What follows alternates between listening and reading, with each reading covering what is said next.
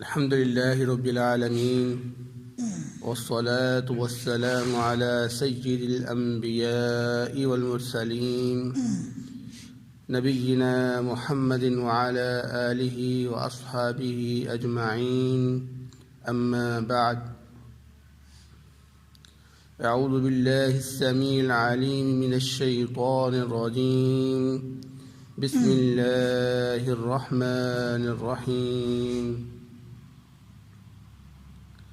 وَإِن كَذَّبُوكَ، اور اگر وہ آپ کو جھٹلائیں، فَقُلْ لِي عَمَلِي وَلَكُمْ عَمَلُكُمْ، پھر آپ کہہ دیجئے کہ میرے لیے میرے اعمال اور تمہارے لیے تمہارے اعمال، أَنْتُمْ بَرِيئُونَ مِمَّا أَعْمَلُ، تم بریء الذمہ ہو اس چیز سے جو میں عمل کرتا ہوں، وَأَنَا بَرِيءٌ مِّمَّا تَعْمَلُونَ، اور میں بریء الذمہ ہوں اس چیز سے جو تم عمل کرتے ہو۔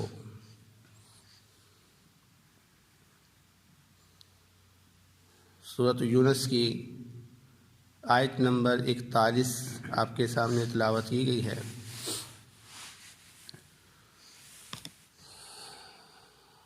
اس آیت مبارکہ میں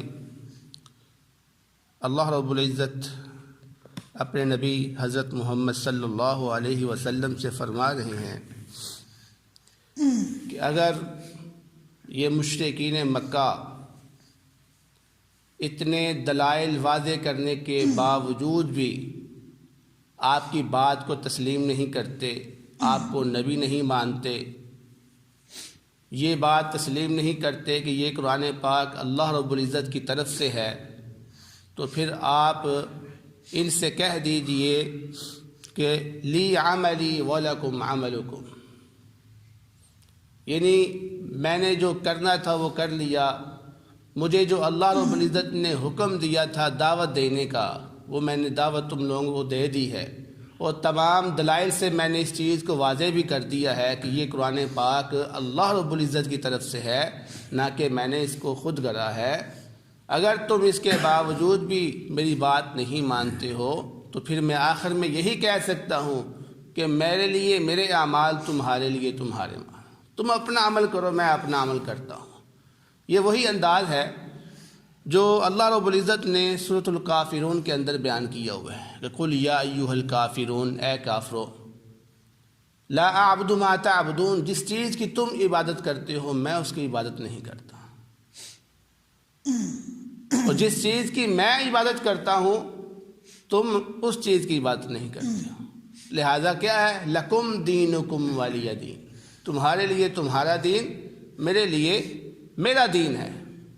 اسی طرح حضرت ابراہیم علیہ السلام نے بھی جب اپنی قوم سے تنگ آ گئے تھے، ہر طرح کے دلائل پیش کر دیے، لیکن ان کی قوم نے ان کی بات نہ مانی، تو انہوں نے بھی یہی الفاظ استعمال کیے تھے، انا براء منکم مما تعبدون من دون اللہ، کہ ہم تجھ سے اور جن کی تم اللہ رب العزت کے علاوہ عبادت کرتے ہو بریء الذمہ ہیں۔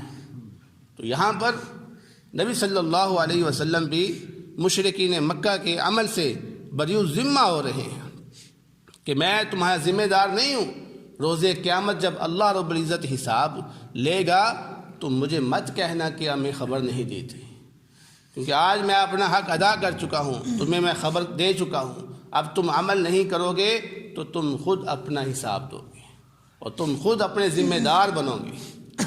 آگے فرمایا وَمِنْهُمْ مَنْ يَسْتَمِعُونَ إِلَيْكَ، اور ان میں سے کچھ ایسے بھی ہیں جو آپ کی طرف کان لگاتے ہیں، آپ کی باتیں سنتے ہیں، اس قرآن کو سنتے ہیں۔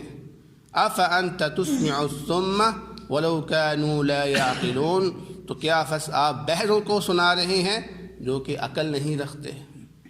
یعنی ان مشرکین مکہ کا حال یہ تھا کہ بسا اوقات ان میں سے کچھ لوگ اس قرآن کو سنتے بھی تھے، اللہ کے نبی کی باتوں کو سنتے بھی تھے، لیکن ان کی نیت ان پر عمل کرنا نہیں ہوتا تھا۔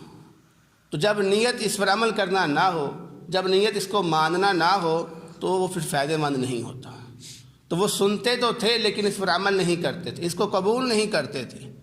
تو جب آپ نے اس نیت سے سننا ہے کہ آپ نے قبول نہیں کرنا اس کو ماننا نہیں ہے، تو گویا ایسے ہی ہے جیسے آپ نے سنا ہی نہیں ہے۔ پھر تو بہرے والا حساب ہو گیا نا۔ تو بہرا جب انسان ہوتا ہے، اس کے سامنے آپ بولتے جاؤ تو اسے تو کوئی فائدہ نہیں ہوتا آپ کے بولنے کا۔ تو اسی طرح ان مشرکین کو بھی کوئی فائدہ نہیں ہو رہا تھا۔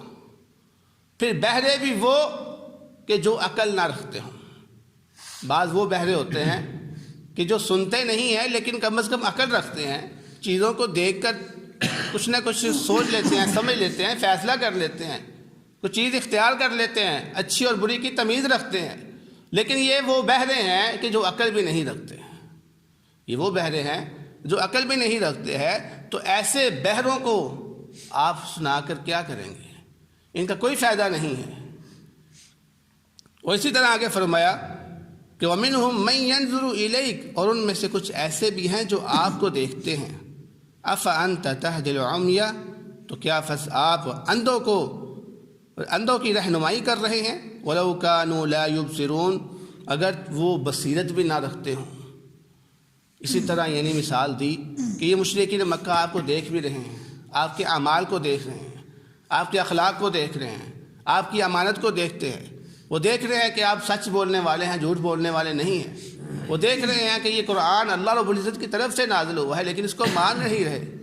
سب کچھ دیکھ رہے ہیں لیکن اس کے باوجود بھی وہ عمل نہیں کرتے ہیں، اس کے باوجود بھی وہ آپ کو تسلیم نہیں کرتے ہیں۔ تو ایک تو اندھا ہے، تو اندھے کو آپ کس طرح راستہ دکھائیں گے؟ یعنی ان کا دیکھنا جب حق کو تسلیم نہ کرے تو گویا وہ اندھے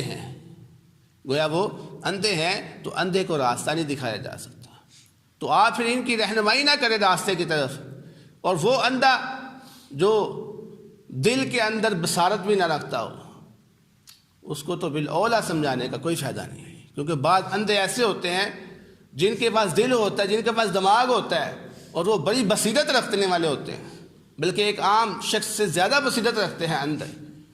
لیکن جس اندھے کے پاس بصیرت نہیں ہے، ایک تو بینائی نہیں ہے، دوسری بصیرت بھی نہیں ہے، وہ بدترین شخص ہو جاتا ہے۔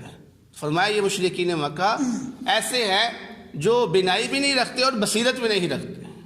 تو لہٰذا ایسے لوگوں کو آپ کس طرح سے رہنمائی کریں گے راستے کی طرف؟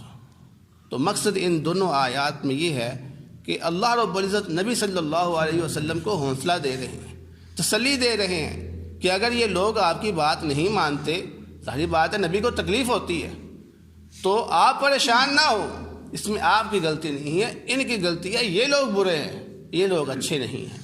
اس کی مثال ایسے ہی ہے جیسے کسی ڈاکٹر کے پاس، کسی حکیم کے پاس کوئی مریض چلا جاتا ہے اور وہ مریض اس ڈاکٹر کی ہدایات پر عمل نہیں کرتا، وہ مریض اس ڈاکٹر کے ساتھ سیریس نہیں رہتا، جو وہ دوائی دیتا ہے وہ کھاتا نہیں، جس چیز سے پرہیز کراتا ہے وہ کرتا نہیں، تو پھر ڈاکٹر کیا کرتا ہے؟ ڈاکٹر کی اس مریض سے توجہ اٹھ جاتی ہے، کہتا ہے یہ سیریس نہیں ہے، وہ اس پہ اپنا ٹائم ضائع نہیں کرتا، پھر اس کو وہ اپنے آپ سے دور کرنے کی کوشش کرتا ہے۔ تو یہی حال ہے ان لوگوں کا کہ یہ لوگ پرواہ نہیں کرتے، عمل نہیں کرتے، اس لیے اللہ کے نبی صلی اللہ علیہ وسلم کو فرمایا جا رہا ہے آپ ان سے بے پرواہ ہو جائیں، ان کو چھوڑ دیں، ان کو آپ کا معاملہ نہیں ہے۔ تو یہاں مقصود نبی صلی اللہ علیہ وسلم کو تسلی دینا ہے۔ تو آگے اللہ رب العزت نے فرمایا ان اللہ لا یظلم الناس شیئا، بے شک اللہ رب العزت لوگوں کے اوپر ذرہ برابر بھی ظلم نہیں کرتا، ولیکن الناس انفسہم یظلمون، لیکن یہ لوگ خود اپنی جانوں پہ ظلم کرتے ہیں۔ یعنی اللہ رب العزت نے اپنے نبی کو تمام طرح کی ہدایات دے دی۔ اب اللہ رب العزت نے ہر انسان کو آنکھیں دی ہیں تاکہ وہ دیکھے حق کو پہچان لے، اس لیے آنکھیں دی ہیں۔ اور اللہ رب العزت نے ہر انسان کو سماعت دی ہے تاکہ وہ حق کو سنے، عقل دی ہے تاکہ سمجھے، وہ دل دیا ہے، ہر چیز اللہ رب العزت نے انسان کو دی ہے۔ کس لیے؟ صرف اس دین کو سمجھنے کے لیے، کیونکہ انسان کے پیدا کرنے کا مقصد کیا ہے کہ وہ اللہ رب العزت کی عبادت کرے۔ یہاں پہ اللہ رب العزت نے کاروبار کے لیے نہیں آپ کو بھیجا، بلکہ دین کو سمجھنے کے لیے اور اس پر عمل کرنے کے لیے بھیجا ہے۔ تو اس لیے آپ کو اللہ رب العزت نے عقل بھی دی ہے، بصارت بھی دی ہے، سمع بھی دی ہے، لیکن آپ ان تمام چیزوں کے باوجود دین کو نہ سمجھیں قرآن کو نہ سمجھے، اپنے نبی کو نہ سمجھے، شریعت کو نہ سمجھے، تو اس کا مطلب ہے آپ خود اپنی جانوں پہ ظلم کر رہے ہیں۔ اللہ رب العزت آپ پہ ظلم نہیں کر رہا، اللہ رب العزت تو آپ کے ساتھ بھلائی کرنا چاہتا ہے، اس لیے آپ کو عقل دی ہے تاکہ آپ عقل استعمال کر کے دین کو سمجھیں اور اس پر عمل کریں۔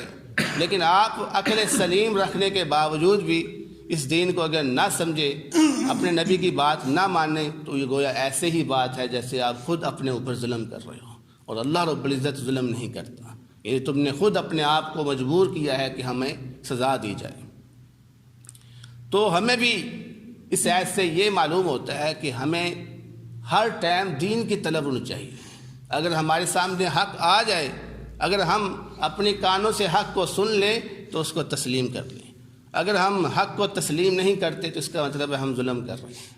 اگر ہم اپنی آنکھوں سے دیکھ رہے ہیں کہ یار یہ حق ہے، یہ انسان سچ بولنے والا ہے، جھوٹ بولنے والا نہیں ہے، تو جو عام روٹین میں سچ بولنے والا ہے وہ دین میں کیسے جھوٹ بول سکتا ہے؟